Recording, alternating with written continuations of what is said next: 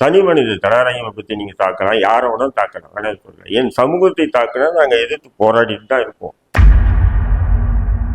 நீ திரைப்படத்தில் அந்த குண்டு வச்சதை பற்றி காட்டுறதுன்னா அந்த குண்டு வைக்கிறதுக்கு முன்னாடி நடந்த சம்பவங்களை பற்றி பேசும்.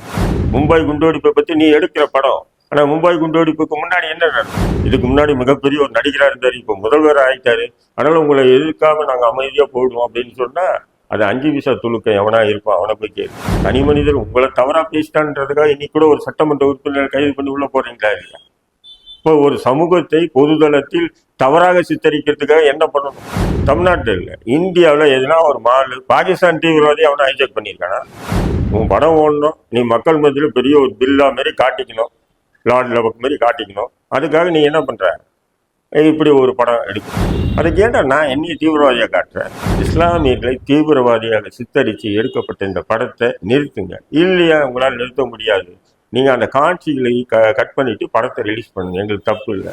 என் சமூகத்தை பற்றி நீ தவறாக பேசியிருக்கேன்னா அதை எதிர்த்து பேசுறதும் செய்வோம். நாங்கள் வாய்ஸ் ஆஃப் தடா நேயர்களுக்கு எமது வாழ்த்துக்கள். தொடர்ந்து voice of Thada YouTube channel பார்வையிடும் நண்பர்களே, கண்டிப்பாக லைக் பண்ணுங்கள், ஷேர் பண்ணுங்கள், கமெண்ட் பண்ணுங்கள், மறக்காமல் சப்ஸ்கிரைப் பண்ணுங்கள்.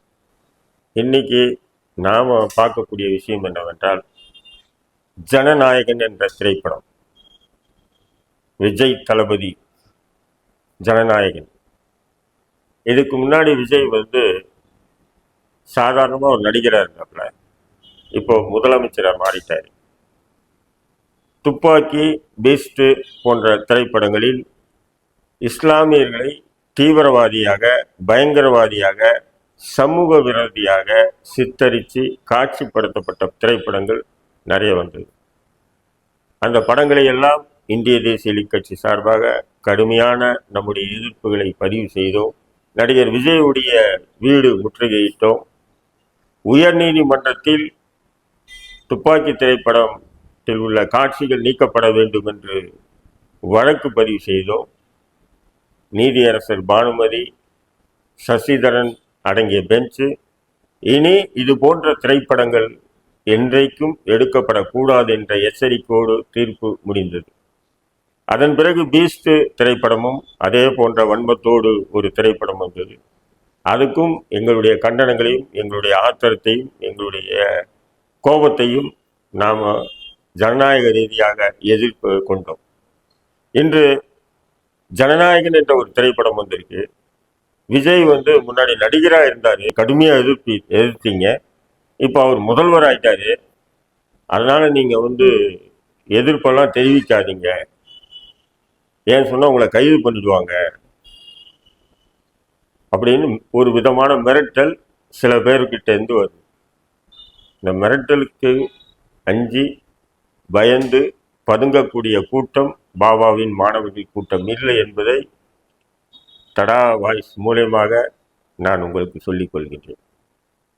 எப்படி துப்பாக்கி என்ற திரைப்படம் 2012 வந்தது, விஜயை அப்பொழுது இந்திய தேசிய கட்சி மட்டும்தான் எதிர்த்தது.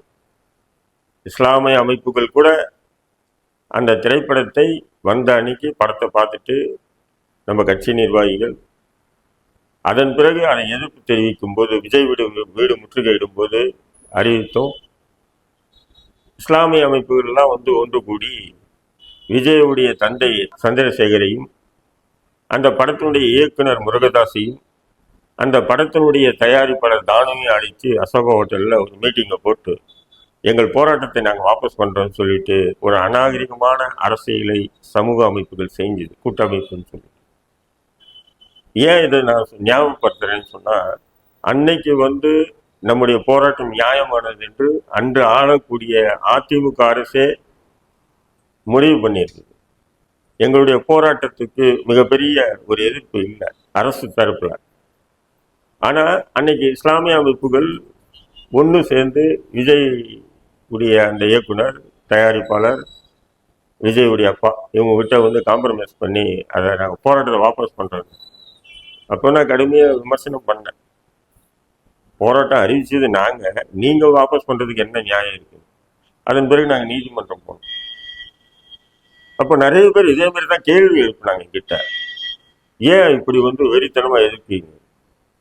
இதுக்கு முன்னாடி விஜயகாந்த் நடிச்சிருக்காரு, அர்ஜுன் நடிச்சிருக்காரு, சரத்குமார் நடிச்சிருக்காரு.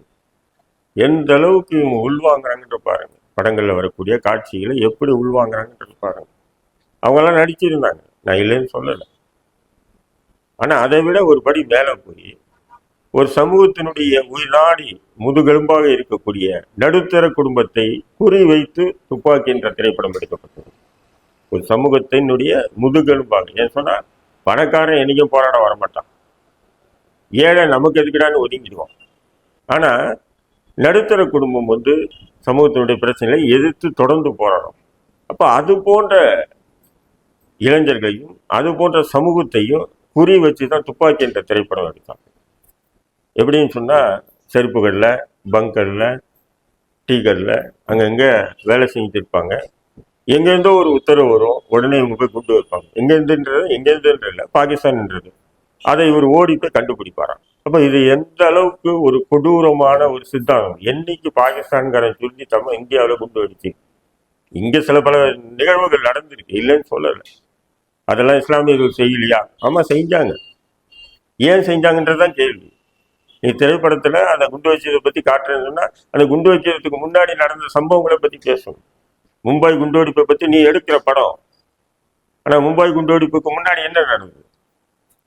பாபர் மசூத் இடித்த உடனே ஒரு மும்பையில் கலவரம் நடந்து ஆயிரக்கணக்கான இஸ்லாமியர்கள் கொல்லப்பட்டாங்க. அதை பற்றி அந்த படத்தில் இல்லை. ஆனால் அதன் பிறகு அதுக்கு பலியாக பாதிக்கப்பட்ட சில இளைஞர்கள் செஞ்ச ஒரு தவறான நடவடிக்கையை நீங்க காட்சிப்படுத்தி ஒட்டுமொத்த சமூகத்தையும் தீவிரவாத குண்டில் ஏற்றுற. இதே மாதிரி கோயம்புத்தூரில் நவம்பர் கலவரத்தில் 19 இஸ்லாமியர்கள் படுகொலை செய்யப்பட்டாங்க. அதை பாதிக்கப்பட்டவங்க சில பேர் அந்த குண்டெடுப்பு நடத்தினாங்க. நடத்தக்கூடாது, ஆனால் தவறு செஞ்சிருக்காங்க. ஆனால் நீ தவறு செய்யறது பற்றி ஒட்டுமொத்தமாக நீங்கள் சமூகத்தில் பொது தளத்தில் தீவிரவாதியாக சித்தரிக்கிறிய. அப்போ நீ எடுக்கணும்னா படம் எடு, ரெண்டு தரப்பு எடு, அதுதான் நீதி. இல்லைன்னா ஒரு பக்கம் அநீதி, இன்னொரு பக்கம் நீதி செலுத்துறதான் மனிதன். ஸ்லீப்பர் செல்லுன்ற ஒரு கான்செப்டை வச்சு எடுத்தேன். அதை கடுமையாக எதிர்த்தோம், நீதிமன்றம் கொட்டு கொடுத்தது உனக்கு. சரி, அதுக்கப்புறம் என்னடான்னா பீஸ்ட். இந்த பீஸ்டில் என்ன, நான் இந்திய முஸ்லீம்களை தீவிரவாதியாக காட்டுறேன், பாகிஸ்தான் முஸ்லீம்களை காட்டுறேன், உனக்கே எரியுது. உன்னுடைய கற்பனையில் கூட நான் தானே எதிரியாக வரேன். இது எந்த வகையில் நியாயம்? மாலை ஹைஜாக் பண்ணுற மாதிரி எடுத்திருக்கேன். எது இந்த பீஸ்ட் படத்தில் நான் கேட்குறேன், சேலஞ்சே பண்ணுறேன். தமிழ்நாட்டில் இல்லை, இந்தியாவில் எதுனா ஒரு மால் பாகிஸ்தான் தீவிரவாதி அவனை ஹைஜாக் பண்ணியிருக்கானா? நீ ஏன் ஐடியா தர? உன் படம் ஓடணும், நீ மக்கள் மத்தியில் பெரிய ஒரு பில்லா மாரி காட்டிக்கணும், லார்ட் லெவக் மாரி காட்டிக்கணும். அதுக்காக நீ என்ன பண்ணுற? இப்படி ஒரு படம் எடுக்கணும். அதுக்கு ஏன்டா நான் என்னைய தீவிரவாதியாக காட்டுறேன்? முதல் உலகப் போர் உருவானது இஸ்லாமியர்களாலியா? இரண்டாம் உலகப் போர் உருவானது இஸ்லாமியர்களாலியா? அல்லது இது நாள் வரையிலும் உலகம் முழுக்க மத்திய Asia, Saudi Arabia, Dubai, Kuwait, Syria, Iran, Iraq போன்ற நகரங்களிலும் மக்கள் அநியாயமாக கொன்று குவிக்கப்படுறாங்க. இதெல்லாம் முஸ்லீம்களாலியா? ஏன் அவங்கள பற்றி ஒரு படம் எட, கரு வச்சு ஒரு படம் எட. நீ உண்மையிலே ஆண்மகனாக எடுக்க மாட்டாங்க.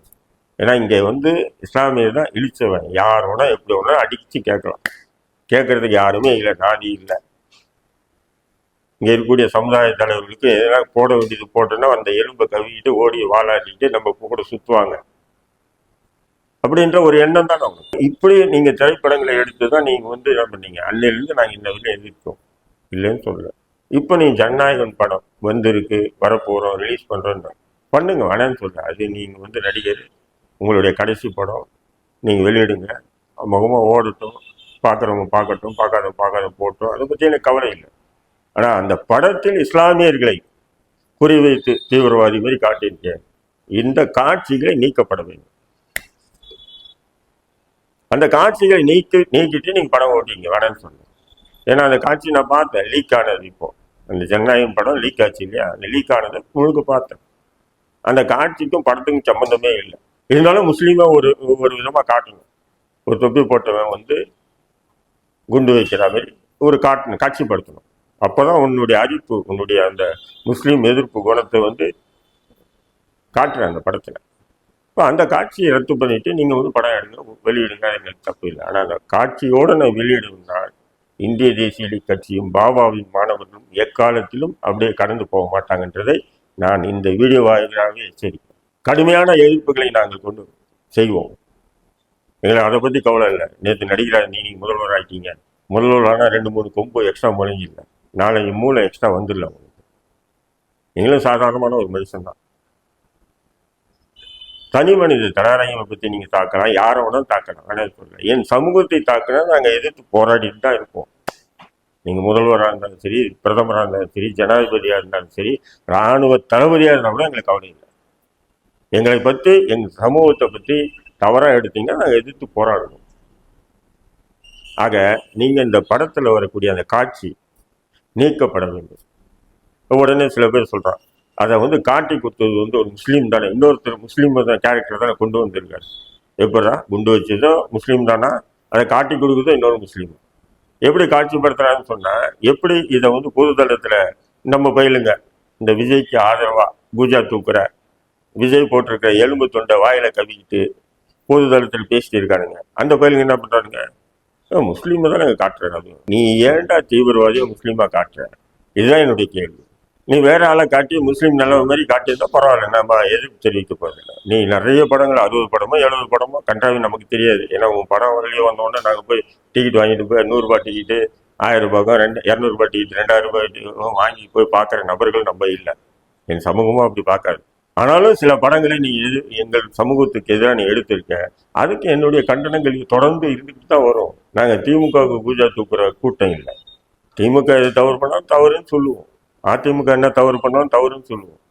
இன்னைக்கு நீ முதல்வராக இருக்கீங்க, நீங்கள் முதல்வராக இருந்துக்கிட்டு இஸ்லாமியர்களை தீவிரவாதியாக சித்தரித்து எடுக்கப்பட்ட இந்த படத்தை நிறுத்துங்க. இல்லையா உங்களால் நிறுத்த முடியாது, நீங்கள் அந்த காட்சிகளை கட் பண்ணிட்டு படத்தை ரிலீஸ் பண்ணுங்க, எங்களுக்கு தப்பு இல்லை. இல்லை நம்ம கூட முஸ்லீம் லீக் இருக்கு, பெரிய கட்சி, 2 சட்டமன்ற உறுப்பினர் இருக்காங்க, அவங்க உங்களையே அமைதியாக இருக்காங்க, நீ என்ன அப்படின்னு சொல்லி நீ நக்கால பார்க்கலாம். நிறைய பேர் நீ 2 சட்டமன்ற உறுப்பினராகட்டும் 20 சட்டமன்ற ஆகட்டும் முஸ்லீம் லீக் நீ வச்சுக்கோ, இல்லை இன்னும் இருக்கக்கூடிய அல்லு சில்லு, உன் பாஷையில சொன்னா அல்லு சில்லு எல்லாரையும் வச்சுக்க, எங்களுக்கு அதை பற்றி கவலை இல்லை. இந்த காட்சிகளை நீக்காமல் நீங்கள் திரைப்படம் எடுத்தா நாங்கள் உங்கள் வீடு முற்றுகை போராட்டம் பண்ணுவோம், திரையரங்கு முற்றுகை போராட்டம் பண்ணுவோம். நாங்கள் சாதாரணமாக கடந்து போக மாட்டோம். நாங்கள் நீங்கள் முதல்வரானது தவறு, நீங்கள் முதல்வர் விட்டு ஒதுங்க இது போன்ற கோஷங்கள் வைக்கலைங்க. என் சமூகத்தை பற்றி நீ தவறாக பேசியிருக்கேன்னா அதை எதிர்த்து பேசுறதை செய்வோம். நாங்கள் தனி மனிதர் உங்களை தவறாக பேசிட்டான்றதுக்காக இன்னைக்கு கூட ஒரு சட்டமன்ற உறுப்பினர் கைது பண்ணி உள்ள போறீங்களா இல்லையா? இப்போ ஒரு சமூகத்தை பொதுதளத்தில் தவறாக சித்தரிக்கிறதுக்காக என்ன பண்ணணும்? துப்பாக்கிக்காக உங்களை கைது பண்ணியிருக்கணும், பீஸ்ட் படத்துக்காக உங்களை கைது பண்ணியிருக்கணும். இப்போ இந்த ஜனநாயகனுக்கு தூக்கி கையில் போட்டு உள்ளே போடணுமா இல்லையா? ஆனால் எங்ககிட்ட அதிகாரம் இல்லை. அதே நேரத்தில் அதிகாரம் இல்லைன்றதுக்காக உங்ககிட்ட பலம் இருக்கு, பலசாலி, இதுக்கு முன்னாடி மிகப்பெரிய ஒரு நடிகராக இருந்தார், இப்போ முதல்வர் ஆகிட்டாரு, அதனால உங்களை எதிர்க்காம நாங்கள் அமைதியாக போயிடுவோம் அப்படின்னு சொன்னால் அது 5 பைசா துளுக்க எவனா இருப்பான், அவனை போய் கேளு. ஆனால் நாங்கள்லாம் பண்ண மாட்டோம்.